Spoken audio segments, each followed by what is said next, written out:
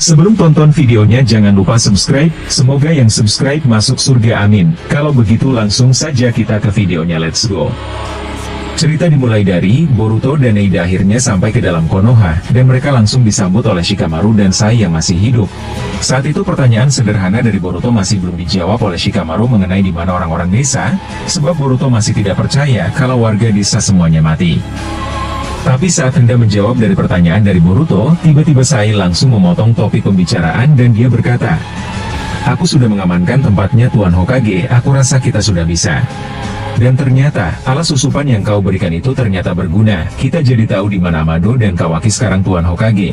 Boruto yang mendengar itu kaget dan berkata, "Hei, apa kalian mengetahui di mana Amado? Kalau kalian tahu, katakan sekarang, aku akan pergi mencarinya saat ini juga." Tidak lama Boruto mengatakan itu, tiba-tiba Shikamaru menjawab, "Tahan dirimu Boruto, kau sudah berjuang lebih dari apa yang kami harapkan. Saat ini kami akan bergabung dan membantumu untuk meringankan bebanmu. Hanya Amado dan Kawaki yang tersisa, ini hanya masalah tentang egoisme yang sedang diadu. Aku juga tidak terkejut akan menjadi seperti ini, yang penting Otsutsuki dan para manusia pohon dewa itu sudah dihancurkan." Boruto yang mendengar itu membalas, "Dia sudah membangkitkan anaknya yaitu Akebi, dan dia berhasil mengambil sebagian kekuatan karma dari Kawaki. Tapi sayang sekali, tujuan dia sangat berbahaya, dia masih membicarakan tentang buah cakra saat terakhir kali kami bertemu." Shikamaru yang mendengar itu membalas, "Bawa Boruto ke tempat ninja medis berada sekarang Sai. Sembuhkan dia dan juga Ida. Saat ini kita harus bertemu dengan banyak teman-temanku di masa muda dulu Boruto. Kami akan bergabung dengan perang akhir ini bersamamu." Setelah mendengar perintah dari Shikamaru, Sai langsung menggunakan jutsu Choujuganya. Dia membuat dua burung dengan tintanya. Saat itu Boruto dan Eida naik bersamaan, dan diikuti oleh Shikamaru dan Sai yang mengikuti mereka dari belakang. Saat di udara, Eida hanya berdiam diri dan tidak mengucapkan satu kata pun. Melihat wajah cemas Eida, Boruto langsung berkata, "Kau tidak perlu khawatir terhadap posisimu di Konoha, aku akan membuat kau benar-benar diterima oleh mereka sebelum aku mati. Jadi hilangkan wajah sedihmu itu Eida, kau membuatku khawatir." Eida yang mendengar itu menjawab, "Bisakah kau hentikan narasi tentang kematianmu Boruto? Justru kau membuatku semakin khawatir. Lihatlah ke bawah sana, desa yang dulu damai dan penuh dengan bangunan, akhirnya menjadi luluh lantas seperti ini. Sangat disayangkan sekali." Boruto yang mendengar itu membalas, "Dunia shinobi akan selalu seperti ini. Walaupun untuk zaman sekarang musuh yang dihadapi berbeda, Otsutsuki dan Kyuubi benar-benar sangat mengganggu. Tapi aku rasa semua ini benar-benar sudah takdir. Tidak ada yang perlu disesalkan." Eida yang mendengar itu membalas, "Kenapa kau masih bisa bertingkah seolah-olah kau masih kuat seperti itu Boruto? Aku bisa merasakan dengan jelas, nafasmu sudah terasa berat kan?"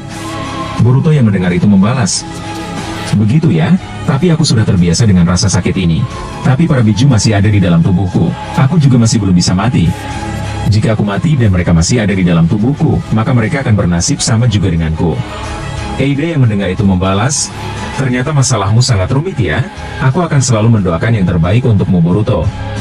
Tidak lama Ida mengatakan hal demikian, tiba-tiba burung yang mereka naiki perlahan mendarat dan turun ke bawah. Saat itu Shikamaru langsung berkata, "Kita sudah sampai Boruto. Pertama-tama, sebelum kita bertukar informasi, aku akan memintamu untuk menyembuhkan lukamu. Sai bawa Boruto sekarang." Mendengar itu, Sai mengajak Boruto untuk mengikuti dirinya, dan mereka masuk ke dalam gua. Saat itu Boruto berkata, "Gua apa ini? Aku tidak pernah melihat ini sebelumnya di dalam desa." Sai yang mendengar itu menjawab, "Disinilah kami berlindung saat pertarungan terjadi antara kau dan musuh-musuhmu. Kami hanya bisa menyaksikan dari sini, dan tidak bisa ikut campur. Jika kami melakukan hal yang seperti itu, maka musuh akan mengetahui lokasi persembunyian kami."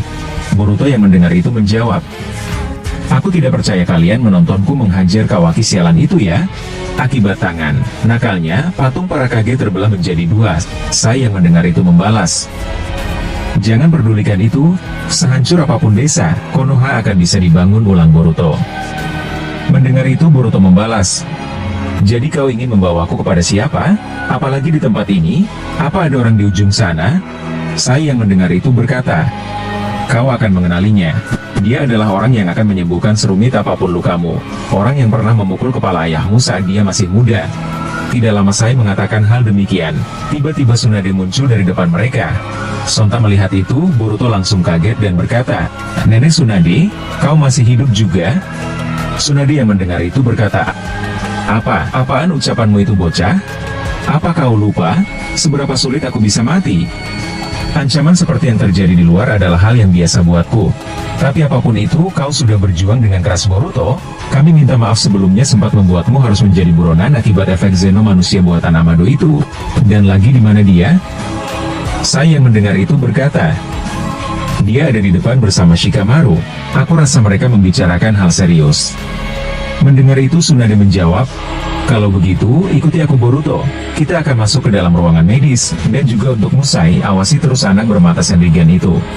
Boruto yang mendengar itu menjawab, aku rasa kau sudah tahu apa yang akan kukatakan padamu Paman Sai. Jangan kasarin dia tidak bersalah. Sai yang mendengar itu berkata, aku tahu Boruto, kami hanya ingin membuatnya aman. Tidak lama Sai mengatakan itu, dia akhirnya meninggalkan Boruto dan Tsunade. Dan sontak setelah itu, Tsunade langsung meninju kepala Boruto dan berkata, lama sekali kau pulang Boruto, dan lagi, kau datang setelah sekian lama dengan kondisi tubuhmu yang hampir mati. Jika Naruto melihat kau sekarang, aku yang akan malu di depannya nanti. Boruto yang mendengar itu berkata, kau membuatku ingin cepat mati ya nenek, pukulan bercandamu tidak ada bedanya dengan pukulan amarahmu.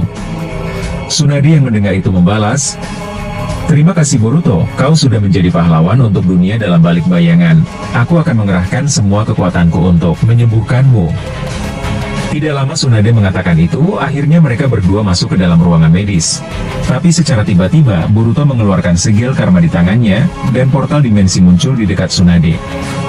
Sontak setelah itu, Sasuke dan Koji yang sedang sekarat keluar dari dimensi itu, dan juga disusul dengan mayat Sarada beserta Kakashi dan yang lainnya. Melihat itu Tsunade langsung berkata, jadi begitu ya, mereka semua sudah mati? Sangat menyedihkan sekali. Boruto yang mendengar itu berkata, Paman Sasuke dan Koji, sebelum kau ingin menyembuhkanku, bantu mereka berdua keluar dari masa kritis mereka. Tidak lama Boruto mengatakan itu, tiba-tiba Sakura muncul di ruangan tersebut, dan langsung lemas tidak berdaya saat melihat Sarada dan Sasuke.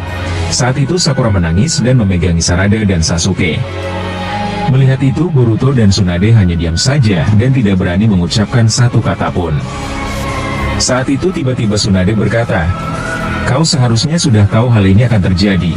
Jadi kuatkan tekadmu, banyak rekan kita yang sudah mati sebelumnya.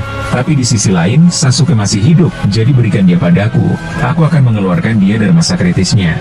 Mendengar itu Sakura tiba-tiba berkata, maafkan aku Boruto harus menangis di depanmu seperti ini. Aku tahu, kau sudah berjuang sangat keras hingga sampai di titik ini. Bahkan aku tidak bisa membayangkan perasaanmu harus dituduh menjadi buronan akibat Zeno, dan kau tegar menghadapi itu semua.